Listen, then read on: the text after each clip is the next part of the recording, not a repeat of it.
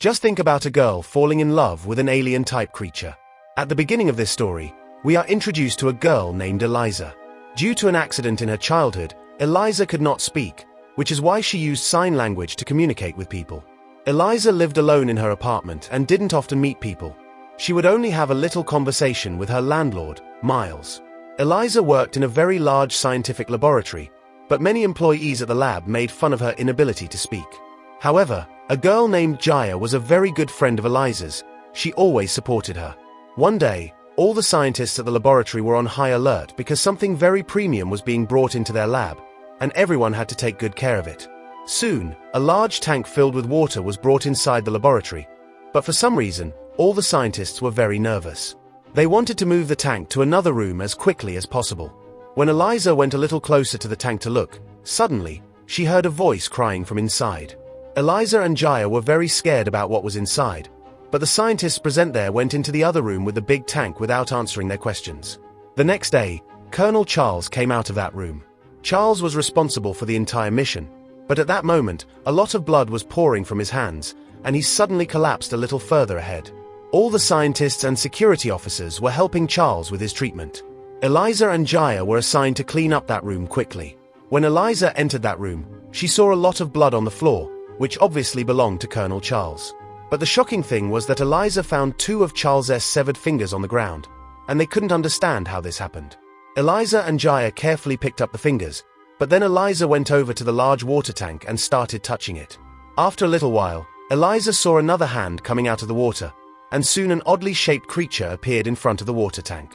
This creature looked very much like a human. It had 2 hands and 2 legs, as if it was some kind of mermaid living in the water.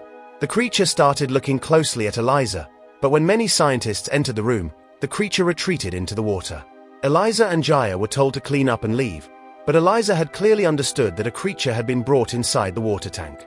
Curiosity began to arise in Eliza's mind about who this creature was, so the very next day after lunch, she went to the room to see the creature.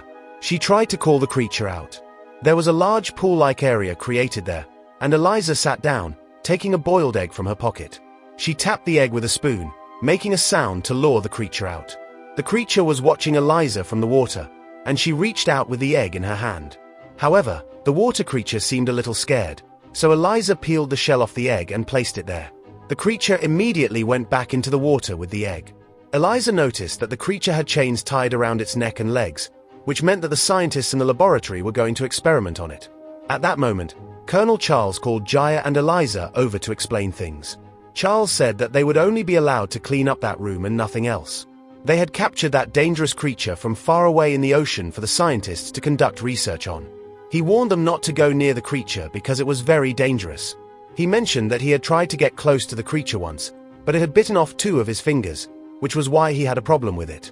However, Eliza did not take Colonel's warning seriously and arrived the next day to feed the creature. Before long, she formed quite an attachment to it, and surprisingly, the creature did not attack Eliza. It was as if there was a budding understanding between the 2 of them. Eliza not only fed the creature but also played music for it. It appeared that the creature was enjoying the music a lot.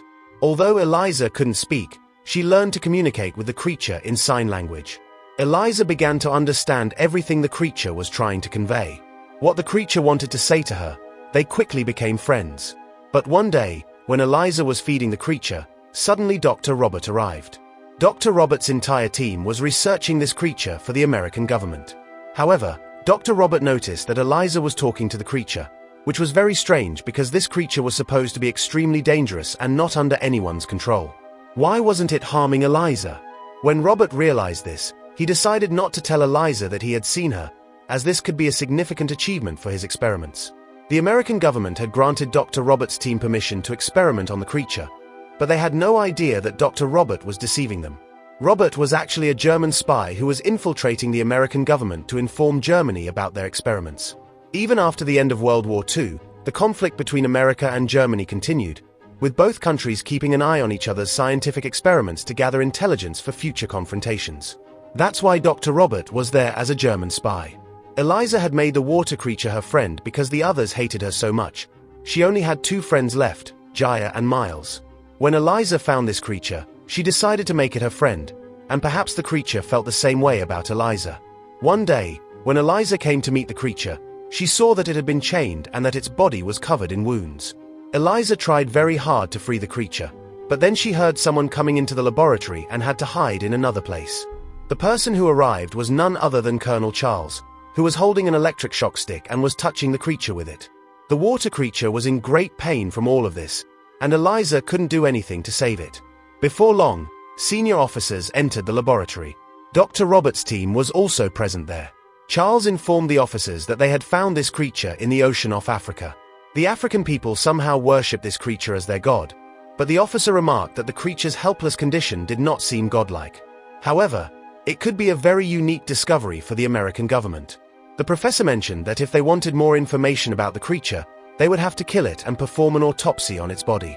But Dr. Robert firmly refused this suggestion because the creature was very rare, and they might never find another one like it again. Therefore, they needed to keep the creature alive. However, the officers and Charles had made up their minds to perform an autopsy on the creature to see what was inside. Dr. Robert was requesting the senior officer to reconsider, but the officer stated that he had multiple stars on his shoulders and would do as he pleased.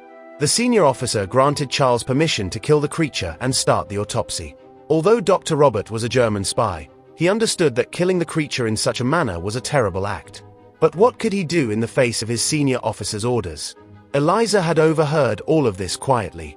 She tried to seek help from Dr. Robert, but it was of no use. He had to follow all the orders given by his superiors. Now, Eliza was extremely frightened. She didn't know how she would save her creature friend. Eliza directly approached Miles and told him everything about the creature. She explained that the creature understood all her emotions. Even though they couldn't speak, they could communicate everything through gestures, and the creature listened to her very well. But now the scientists were likely planning to kill the creature and perform an autopsy on it. So, Eliza asked Miles for help, but he told her that there was nothing they could do because the military people were very powerful. They don't even care about humans. So what about a creature? Miles started to back off from helping Eliza, but she explained how deeply connected she had become to the creature. If Miles didn't help her, she would go alone to rescue the creature. Eventually, after much pleading, Miles agreed to help Eliza. He told her that the first thing they needed to do was arrange to get the creature out, as this was the only way to save it from dying. Miles began discussing plans with Eliza to extract the creature. Eliza adjusted all the laboratory cameras upwards so that no one could see them properly. She then filled a large trolley with many clothes, which she hoped to use to hide the creature and take it out. Eliza approached the creature with the trolley, but there was a problem. The creature was completely bound in chains, and Eliza didn't have the strength to break those thick chains. Just then, Dr. Robert arrived, causing both the creature and Eliza to become quite frightened.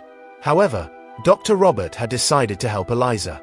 He gave her the key to unlock the chains on the creature's body, and Eliza quickly freed the creature and placed it in the trolley. It became evident that the creature was quite understanding. It realized that Eliza and Dr. Robert wanted to help it, so it stayed completely calm. Eliza kept moving the trolley forward, but soon she encountered some guards who became suspicious. When one of the guards approached the trolley and saw that the dangerous creature was inside, he stopped Eliza, insisting that they shouldn't be doing this. But Eliza explained that she had to save the creature, or the scientists would kill it. After hearing her words, Jaya decided to help her. The two of them quickly closed the trolley with the creature inside and moved towards the exit. Meanwhile, we see Miles at the entrance of the laboratory, trying to drive a vehicle inside. But when Miles handed his ID card to the officer realized that the card was fake. The officer ordered Miles to get out of the car, but then Dr. Robert came from behind and knocked the officer unconscious. Jaya and Eliza quickly got the creature into the car, and now Miles was trying to speed away from the laboratory. Charles and his entire team had figured out that they were escaping with the creature, but by the time they tried to catch them, Miles had already fled in the car. So, Charles ordered his men to follow them. Eliza, Miles, and Jaya brought the creature to their home, where they placed it in a water-filled tank. Eliza was extremely happy that she had saved the creature's life. She had a lot of fun with it and even gave it greeting cards. Eliza decided that on the 10th, she would release the creature into the water because heavy rain was expected that day, and the seal where she would release the creature would lead to the sea. Until then, the creature would have to stay hidden from the military officers. Eliza and Jaya returned to work so that others wouldn't suspect them, as security cameras were being monitored everywhere to catch the culprits. Miles was alone taking care of the creature. After a few hours, Miles fell asleep, but the creature had managed to escape from the tank and was wandering around the house looking for something to eat. During its search, the creature came across Miles's cat and went straight for it, devouring the cat's head completely. When Miles saw the creature in this state, he screamed loudly. The creature was terrified and started to run away, accidentally injuring Miles with its sharp claws. Later, when Eliza returned home, she saw that Miles was hurt. However, Miles explained to Eliza that it wasn't the creature's fault. It had simply gotten scared and ran away. He had been a bit startled. That's why he accidentally did all these things. Eliza quickly went outside to catch the creature and bring it back. After Eliza explained, the creature understood everything, so it went to Miles to apologize and ask him to place his hand on its head. The creature also placed its hand on Miles's head, and for some reason, in the next moment, the creature's body started glowing. A day later, when Miles woke up in the morning as usual, he noticed that the wound on his hand had completely healed, and his hair had started to grow back much thicker than before. In fact, all these changes were due to the creature. It had transferred a bit of its power into Miles's body, allowing his wounds to heal while also rejuvenating him. Meanwhile, Eliza had fallen deeply in love with the creature. Although it was not human, it expressed feelings that hinted at its emotions.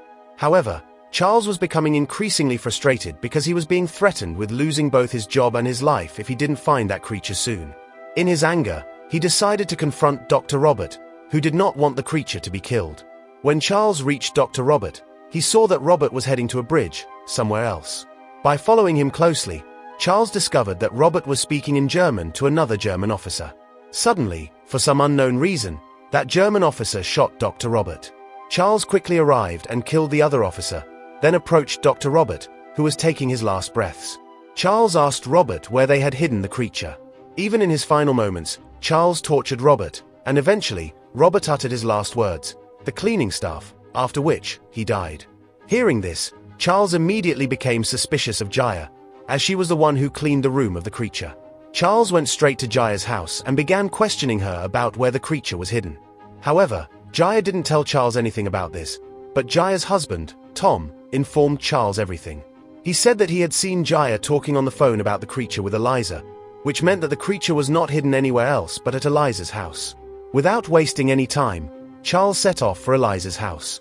Jaya quickly called Eliza to warn her that Charles was on his way to her house to take the creature back to the laboratory. Therefore, Eliza and Miles left the house with the creature. Moreover, it was the 10th, the day Eliza had planned to release the creature into the nearby pond. Charles reached Eliza's house in no time but didn't find anyone there. He saw the calendar marked with the 10th, which indicated that she was supposed to release the creature into the nearby pond. This meant that Charles knew exactly where Eliza had gone. Meanwhile, at the pond, Eliza and Miles were about to release the creature into the water, as it had become weak from being on land for too long. It needed to return to its world, underwater, otherwise, it would perish. Suddenly, Charles appeared before them and fired at both the creature and Eliza with his gun. Eliza and the creature fell unconscious. Due to the fading light, Charles reloaded his gun. However, shortly after, the same dangerous creature stood right in front of Charles. The bullets had no effect on the creature, and in a fit of rage, it retaliated by killing Charles. He received the punishment for his actions. Then, the creature picked up Eliza in its arms and jumped into the water. The creature began transferring a bit of its energy into Eliza's body. Additionally, it bit her neck slightly, which caused gills to form on Eliza's neck, allowing her to breathe easily underwater. In fact, this creature possessed many unique powers that primarily worked in water. However, those supernatural powers primarily worked underwater, and now Eliza went deep into the water with the creature. They had found their love. Because of Eliza's disability, no one in the human world liked her, but the creature recognized her inner beauty and embraced her. In a way, they had completed each other. Miles was also very happy for Eliza that she had finally found her love. And that's how our story ends.